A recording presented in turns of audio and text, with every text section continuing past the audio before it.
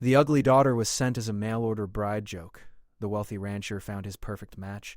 The gunshot cracked through the morning air before Catherine Miller even stepped off the stagecoach. She hit the ground hard, her worn traveling bag scattering its meager contents across the dusty street of Copper Ridge. A man lay bleeding 20 feet away, clutching his shoulder while two others on horseback thundered past, their laughter echoing off the wooden storefronts. Catherine's heart hammered as she scrambled to gather her belongings, her hands shaking. This was supposed to be her fresh start, her escape from the whispers and cruel jokes back in Missouri. Instead, she'd arrived in the middle of a shooting. A tall figure appeared beside her, blocking out the harsh sun. Catherine looked up to see a man with weather-beaten features and piercing gray eyes. He wore expensive boots and a black hat, but his face carried the hardness of someone who'd seen too much violence. This had to be him. Jacob Stone, the wealthy rancher who'd agreed to marry her sight unseen. The man her father had laughingly called desperate enough to take the ugly daughter off their hands. Jacob didn't offer his hand. He just stared at her with an expression she couldn't read. Catherine stood on her own, brushing red dirt from her plain brown dress. She wasn't beautiful. She knew that. Her nose was too long, her jaw too square, her frame too sturdy. The mirror had told her the truth every day of her 24 years. But she could work hard, keep a clean house, and she never complained. That had to count for something. The wounded man groaned, and Jacob finally moved, striding over to help him up. Catherine watched as several townspeople emerged from doorways, whispering and pointing, not at the injured man, at her. Word traveled fast in small towns. They already knew who she was and why she'd come, the mail-order bride. The desperate woman who'd answered an advertisement because no one back home wanted her. Jacob returned, his jaw tight. He picked up her bag without a word and started walking toward a wagon hitched nearby. Catherine followed, her stomach twisting with dread. He hadn't spoken a single word to her yet. Maybe he was already regretting his decision. Maybe he'd taken one look at her plain face and realized he'd made a terrible mistake. Her sister's mocking voice echoed in her mind. Who would want you? You should be grateful anyone was willing to take you at all. The wagon ride to his ranch passed in uncomfortable silence. Catherine gripped the wooden seat, stealing glances at the stern man beside her. The landscape was harsh and beautiful, nothing like the gentle rolling hills of Missouri. Red rock formations jutted from the earth like broken teeth. Dust devils danced across empty stretches. In the distance, mountains rose purple against the sky. It felt like another world entirely. When they finally reached the stone ranch, Catherine's breath caught. The main house was massive, built from local stone and timber, with a wraparound porch and glass windows that must have cost a fortune to transport. Outbuildings dotted the property. Horses grazed in distant pastures. This wasn't just wealth. This was empire. Jacob stopped the wagon and finally spoke, his voice rough. Those men back in town. They work for Vernon Hayes. He wants my land, and he'll do anything to get it. Part 2, Catherine's hands went cold despite the afternoon heat. Jacob climbed down from the wagon and grabbed her bag, his movements sharp with barely controlled anger. She followed him up the porch steps, her mind racing. She'd come here expecting a simple arrangement. A lonely rancher needed a wife, she needed a home. Clean and simple. Nobody had mentioned land wars or men who shot people in broad daylight. The inside of the house matched the exterior's grandeur. Polished wood floors, elegant furniture, paintings on the walls. A grand staircase curved upward to the second floor. Catherine had grown up in a cramped house with 6 siblings sleeping 3 to a bed. This place could swallow her childhood home whole. A woman appeared from a side room, older and thin, with silver hair pulled back severely. Her eyes swept over Catherine with obvious disappointment. This is her? The disdain in her voice cut like a blade. Margaret, this is Catherine Miller. Catherine, my housekeeper, Margaret Walsh. Jacob set the bag down. Show her to the guest room. The wedding can wait. He walked out before Catherine could respond, leaving her standing in the grand entryway with a woman who clearly found her lacking. Margaret sniffed and picked up the bag with 2 fingers, as if it might be contaminated. This way. The guest room was bigger than the entire bedroom Catherine had shared back home. A 4-poster bed dominated the space, covered in a beautiful quilt. Real curtains hung at the window, not the feed sacks her mother had sewn together. A porcelain wash basin sat on an oak dresser. Catherine wanted to cry from the overwhelming luxury of it all. Dinner is at 6, Margaret said coldly. Mr. Stone expects punctuality. Try to make yourself presentable. She left without another word. Catherine sank onto the bed, her hands trembling. Make herself presentable. As if she could somehow transform into the kind of woman who belonged in a house like this. She'd seen the truth in Margaret's eyes, the same truth she'd seen in Jacob's silence. They'd expected someone different, someone pretty. A knock startled her. An older man stood in the doorway, hat in hand, his weathered face kind. "Name's Pete Collins, ma'am. Foreman here at the Stone Ranch. Just wanted to welcome you proper-like. Don't mind Margaret. She's protective of Jacob. Been working here since he was a boy." "Thank you," Catherine managed, grateful for the first kind word she'd heard since arriving. "Those Hayes brothers, the ones who shot Danny in town?" Pete's expression darkened. "They've been terrorizing folks around here for months. Vernon Hayes wants this ranch bad. Tried to buy it, tried to intimidate Jacob, now he's escalating. Having a wife might actually help. Shows Jacob's putting down roots, not planning to leave." Catherine's stomach dropped. "Is that why he sent for a bride? For appearances?" Pete looked uncomfortable. "Jacob's a good man, ma'am. But he's been alone a long time. His parents died 5 years back. Fever took them both within a week. He buried himself in building this ranch, making it the biggest in 3 counties. Guess he finally realized the big house feels mighty empty with just one person in it." After Pete left, Catherine washed her face and changed into her only other dress, dark blue and just as plain as the brown one. She braided her thick hair and pinched her cheeks for color, but the mirror reflected the same unremarkable face. At least she was clean. Dinner was awkward. Catherine sat at one end of a long table, Jacob at the other, with Margaret serving silently. The food was excellent. Pot roast with vegetables, fresh bread, apple pie for dessert. Catherine ate carefully, hyper-aware of every movement. Jacob barely looked at her, focused on his plate with intensity that seemed excessive for pot roast. Finally he spoke. Catherine blinked. "What?" "A gun. Can you shoot one?" His gray eyes fixed on her, and she saw something fierce burning there. Not anger at her, but something else. Fear, maybe. "My father taught all of us. I'm decent with a rifle." For the first time, something almost like approval crossed his face. "Good. Tomorrow, Pete, will make sure you're armed. The Hayes brothers don't follow rules. If they come here, you'll need to defend yourself." "How many men do you have?" Catherine asked, surprising herself with the steadiness of her voice. 8, including Pete. Vernon has twice that, plus he's got the sheriff in his pocket. We're outgunned and outmaneuvered." Jacob pushed back from the table. "I'll be honest with you, Catherine. I sent for a wife because I'm tired of being alone, yes. But also because Vernon's been saying I'm just a temporary problem, that I'll eventually give up and move on. A wife changes that calculation. I'm in strategic move. We're both using each other," he said bluntly.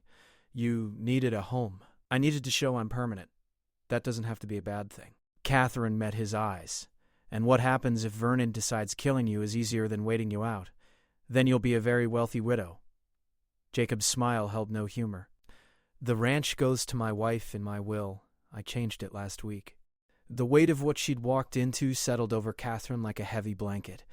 This wasn't just a marriage of convenience. This was a battlefield, and she'd somehow become a piece in a deadly game. Part 3, Catherine barely slept that first night. Every creak of the house made her jump. Every distant sound set her heart racing. When dawn finally broke, she dressed quickly and made her way downstairs.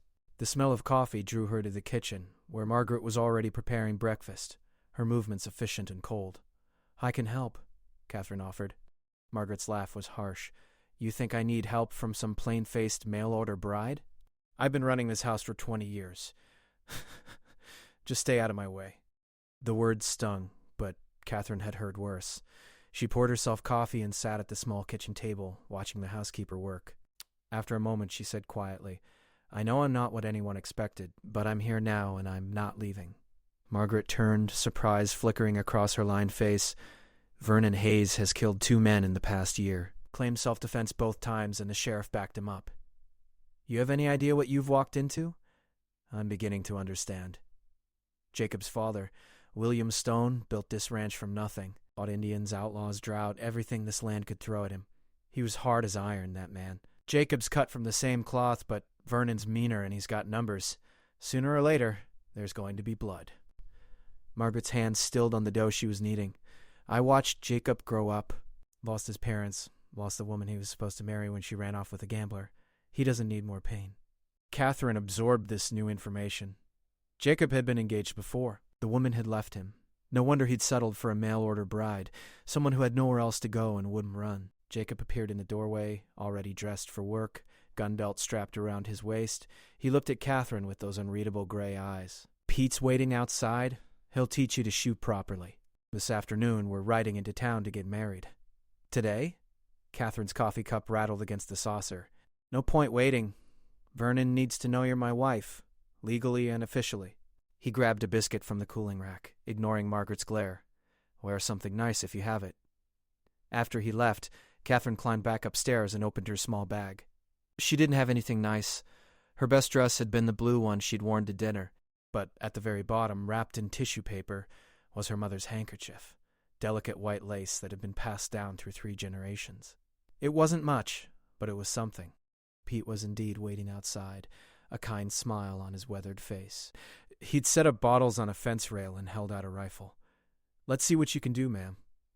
Catherine took the weapon, feeling its familiar weight. Her father had been many things, most of them unpleasant, but he'd believed all his children should know how to shoot. She sighted down the barrel, breathed out slowly, and squeezed the trigger. The bottle on the left exploded into glittering shards. Pete whistled low. You weren't lying. Try the others. By the time she'd shattered all 6 bottles, Pete was grinning. Ma'am, you shoot better than half my men. Let's work on speed now. Out here, accuracy doesn't mean much if you're too slow.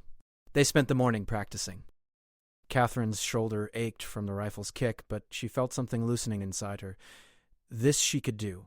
She might not be pretty, might not know how to run a grand house or charm guests at dinner parties, but she could hit what she aimed at. When they finished, Pete handed her a pistol in a tooled leather holster. This was Mrs. Stone's, Jacob's mother. She was a hell of a shot, too. Reckon you should have it. The weight of the gun belt felt right around Catherine's waist. She looked at Pete. Tell me the truth. How bad is the situation with Vernon Hayes? Pete's smile faded. Vernon wants this ranch because it controls the water rights for the whole valley. Whoever owns the Stone Ranch controls who can water their cattle. Right now, Jacob lets everyone use it fair and square. Vernon would charge fees, drive out the small ranchers, take over their land when they can't pay. We're not just fighting for this ranch, we're fighting for the whole county. And the sheriff won't help? Vernon's brother Charlie is the sheriff. Vernon's other brother Frank runs the general store and the bank. They've got this town sewn up tight. Only reason they haven't just killed Jacob outright is because it would be too obvious and the territorial governor might actually investigate. But accidents happen. Men get shot during disputes. Houses catch fire. Catherine felt cold, despite the midday sun. Why doesn't Jacob leave? Sell the ranch and start over somewhere else? Because this is his home. His parents are buried on that hill behind the house. Every fence post, every building, every acre was built with Stone family sweat and blood. Vernon Hayes wants to steal that legacy, and Jacob would rather die than let him. That afternoon, Catherine bathed and put on her blue dress again. She tucked her mother's handkerchief into her sleeve and looked at herself in the mirror. Still plain. Still unremarkable, but her eyes held something they hadn't before. Determination, maybe. Or just stubbornness. She was about to marry a man she barely knew, a man fighting a war he might not win, and somehow she wasn't terrified anymore. She was angry. Jacob waited downstairs, wearing a black suit that made him look both elegant and dangerous. He held out his arms stiffly. Ready? The ride into Copper Ridge was quiet. Catherine noticed Jacob's eyes constantly scanning the landscape, his hand never far from his gun. When they reached town, people stopped to stare. Catherine held her head high, refusing to show the shame that wanted to curl her shoulders inward. The church was small but lovely, white-painted wood with a simple cross above the door. The preacher, Reverend Matthews, greeted them with a warm smile that seemed genuine. Jacob, good to see you. And this must be Catherine. Welcome to Copper Ridge. Thank you, Reverend. I heard about the trouble in town yesterday. Danny's recovering well, thank the Lord. The Hayes brothers are getting bolder. The preacher's expression darkened, but that's not talk for a wedding day. Let's proceed, shall we? There were no guests, no flowers, no music. Just Catherine and Jacob standing before the altar while Reverend Matthews read from his warm Bible. Pete and his wife Helen had come to serve as witnesses, their presence a small comfort. When it came time for the vows, Jacob's voice was steady and clear. Catherine's own voice shook slightly, but she got through it. The Reverend pronounced them husband and wife, and Jacob's kiss was brief and formal, his lips barely brushing hers. They were married. Catherine Miller was now Catherine Stone, wife to one of the wealthiest men in the territory and target in a war she was only beginning to understand. Part 4 of the wedding celebration, if it could be called that, consisted of coffee and cake at the Reverend's house. Helen Collins was a plump, cheerful woman who seemed determined to make Catherine feel welcome despite the circumstances. She chattered about the town, the ranch, anything except the obvious tension that hung over everything. They were finishing their cake when the door burst open. A young man stumbled in, bleeding from a gash on his forehead. "Mr. Stone." "It's the ranch. They're burning the south pasture." Jacob was on his feet instantly, his face going hard as stone. He looked at Catherine. "Stay here with Helen and the Reverend?" "No." Catherine stood, her hand going to the pistol at her waist. "I'm coming with you." "Catherine, this is dangerous." "I know. I'm still coming." She met his eyes without flinching. "I'm your wife now. That means it's my ranch too, my fight too." Something flickered in Jacob's expression. Surprise, maybe respect. He nodded sharply. "Stay close to me. Do exactly what I say." They rode hard, Catherine clinging to the saddle as her horse galloped across the rough terrain. Smoke rose in a thick black column ahead. When they crested the ridge, Catherine saw flames devouring the dry grass, spreading fast toward a line of cattle. Men on horseback circled the fire, laughing and shooting their guns in the air. Even from a distance, Catherine could see the Hayes brothers. Jacob pulled out his rifle. "Pete, take 3 men and circle around from the east. Try to turn the cattle before they panic into the fire. Catherine, you're with me. We need to stop those men before they set more fires." Catherine's heart pounded as they rode down the slope. This was insane. They were outnumbered 2-1. But Jacob rode straight toward the Hayes brothers with no hesitation, and Catherine found herself following, her fear transforming into something sharper and hotter. Vernon Hayes saw them coming and reined in his horse. He was a big man with a cruel face and cold eyes. Well, Jacob Stone and his new bride. "Heard you got married today. Congratulations." His smile was vicious. "Shame about your pasture. These dry conditions, fires just seem to start themselves. Get off my land, Vernon. Or what? You'll shoot me? In front of all these witnesses? That'd be murder, Jacob. Even you can't get away with that." Jacob's rifle didn't waver. "Self-defense. You're on my property, burning my land. I'd be within my rights." Vernon's eyes shifted to Catherine, looking her up and down with obvious contempt. "So this is what you settled for? Couldn't even get a pretty one. Must have been desperate. Advertising for some homely girl who nobody else wanted." The words should have hurt. Catherine had heard similar insults her whole life. But sitting there on her horse, gun in hand, watching her pasture burn, she felt something snap inside her. She'd been ashamed of her appearance for so long, letting it define her, limit her. But right now, she didn't care what Vernon Hayes thought of her face. She raised her pistol and fired. The bullet struck the ground inches from Vernon's horse, making it rear up. Vernon fought for control, his face going purple with rage.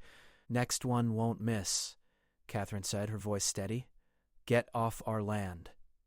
The other men with Vernon looked uncertain now. This wasn't some scared mail-order bride. This was a woman who could shoot and wasn't afraid to do it. Jacob's men had arrived, surrounding the Hayes crew. The odds were still bad, but not impossible anymore. Vernon finally got his horse under control. His eyes promised violence. "This isn't over. You just made a big mistake, woman." "She made a mistake?" Jacob's voice was deadly quiet. "You burned my pasture, threatened my cattle, and insulted my wife on my wedding day. The next time I see you on my land, I won't give a warning shot." The Hayes brothers rode off, but their laughter carried back on the wind. They weren't scared. They were just getting started. It took hours to fight the fire. Catherine worked alongside the men, beating at flames with wet blankets, helping to move cattle to safety. By the time they got it under control, she was covered in soot, her dress ruined, her hands blistered. But they'd saved most of the herd and stopped the fire from spreading to the buildings. Jacob found her sitting on the porch steps as the sun set, too exhausted to move.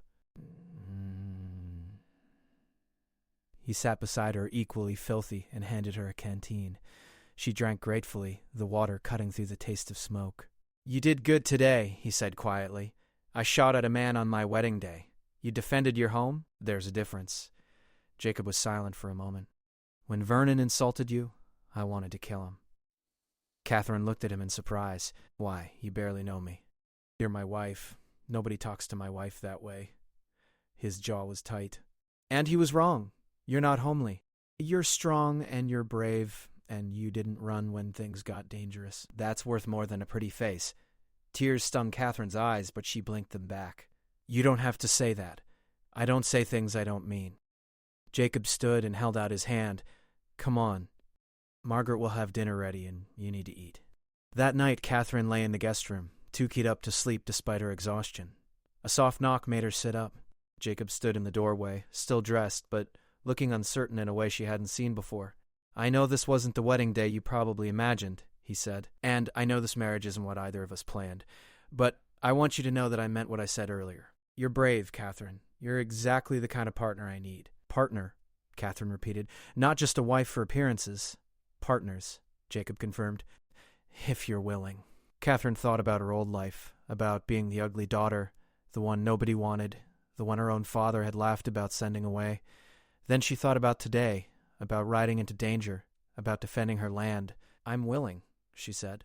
Jacob's smile was small but genuine. "Good, because tomorrow we're going to plan how to end this war with Vernon Hayes once and for all." Part 5. The next morning, Jacob called a meeting in the main house. All 8 of his men gathered in the large dining room, along with Catherine. She noticed the way they looked at her now, with respect instead of curiosity. Word had spread about her shooting at Vernon Hayes. Jacob spread a hand-drawn map of the county across the table. "Vernon's getting desperate. That fire yesterday was bold, even for him. He's escalating because he knows the territorial governor is coming next month to review land claims. If we're still here, still operating, it makes his accusations of us being temporary squatters look weak. So we just have to survive another month?" Pete asked. 4 weeks. "But Vernon won't wait quietly. He'll try something big, something that forces us out, or kills us." Jacob's finger traced a line on the map. "The weakest point is the water. If he poisons the creek or diverts it, we lose everything." Catherine studied the map. "What if we're thinking about this wrong? Vernon wants to look legitimate, right? He can't just murder you outright without consequences. But what if we force his hand, make him do something so obvious that even his brother, the sheriff, can't cover it up?" All eyes turned to her. Jacob leaned forward. What are you suggesting?" "We announce a big cattle sale, invite buyers from 3 territories, make it a huge event. Vernon won't be able to resist sabotaging it, but with all those witnesses, he'll have to be careful. We could set a trap." Pete grinned. "Get him to show his hand in front of people who aren't under his control. That's smart." Over the next week, they planned. Jacob sent telegrams to cattle buyers across the region, announcing a major sale at the Stone Ranch. Catherine helped Margaret prepare the house for guests, and for the first time the older woman seemed to soften toward her. "You surprised me," Margaret admitted one afternoon as they polished silver. "I thought you'd be useless. Just another pretty face looking for an easy life. But you're not pretty, and you're definitely not useless." Catherine laughed despite herself. "That might be the strangest compliment I've ever received. I speak plain truth." Jacob needs someone strong beside him, not some delicate flower who will wilt at the first sign of trouble. His mother was like you, not beautiful but fierce when it mattered. She once held off 6 raiders while William was away, shot 2 of them herself. Margaret's eyes grew distant. She'd have liked you. The day of the cattle sale arrived with perfect weather. Buyers came from as far as Colorado and New Mexico. Serious men with money to spend. The Stone Ranch was at its finest. Cattle groomed and healthy. Pastures green despite the recent fire damage. Catherine wore a new dress, deep green that brought out her eyes. Bought special for the occasion. She greeted guests with confidence, her pistol hidden beneath her skirts. Vernon Hayes showed up at noon with a dozen men. He smiled broadly, playing the role of friendly neighbor. "Jacob, quite the event you've put together. Mind if we observe?" Always interested in learning new business practices. Jacob's expression remained neutral. "You're welcome to watch from the public area, but your men stay outside the pens." The sale went smoothly at first. Buyers examined the cattle, made their bids, and Jacob's herd commanded premium prices. Catherine noticed Vernon growing more agitated as the day wore on. Everything was going perfectly, which meant his plan, whatever it was, wasn't working.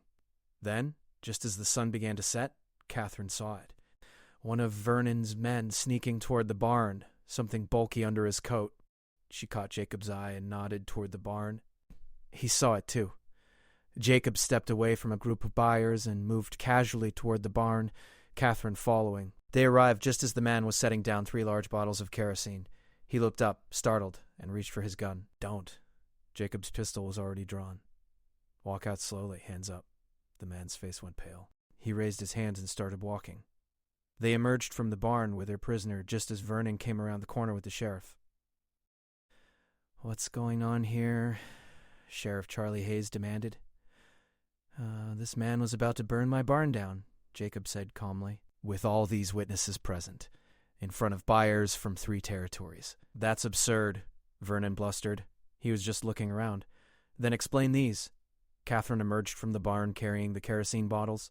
A crowd had gathered now, including all the out-of-town buyers. Vernon's face went red, then white. He'd been caught in front of too many important people. People who couldn't be bought or intimidated. One of the buyers, a distinguished man from Denver, stepped forward. I know arson when I see it. Sheriff, are you going to arrest this man or not? Sheriff Hayes looked trapped. His brother Vernon was staring at him desperately, but 24 witnesses surrounded them, including some very wealthy and connected men. I'll need to investigate. You do that, the Denver buyer said coldly, and I'll be writing to the territorial governor about what I witnessed here today. Seems like Copper Ridge has some serious law enforcement problems. Vernon's carefully built empire began to crack in that moment. Without the cover of his brother's badge, his actions became just what they were. Crimes. Within the week, the territorial governor sent federal marshals to investigate. Vernon and his brothers were arrested, their hold on the town broken. The trial was swift and public. Vernon Hayes was sentenced to 20 years in prison for arson, attempted murder, and extortion. His brothers received similar sentences. The new sheriff, elected properly this time, was Pete Collins. Catherine stood on the porch watching the sunset paint the mountains purple and gold. Jacob came up behind her, slipping an arm around her waist. 6 months had passed since that first terrifying day when she'd stepped off the stagecoach into gunfire. So much had changed. What are you thinking about? Jacob asked. How my father called me the ugly daughter. How my sisters laughed when I left to be a mail-order bride. How everyone thought I was desperate and pathetic. Catherine leaned back against him. I was desperate. I was running away. But I found something here I never expected. What's that? Myself. The person I was supposed to be all along. She turned to face him. I'm not beautiful, Jacob. I never will be. But I'm strong, and I'm brave, and I'm exactly where I belong. Jacob cupped her face in his rough hands. You're wrong about one thing. You are beautiful. Maybe not in the way people usually mean, but you're beautiful to me. The most beautiful woman I've ever known. He kissed her then, not the brief formal kiss from their wedding day, but a real kiss, full of passion and promise. When they pulled apart, Catherine was crying. Happy tears?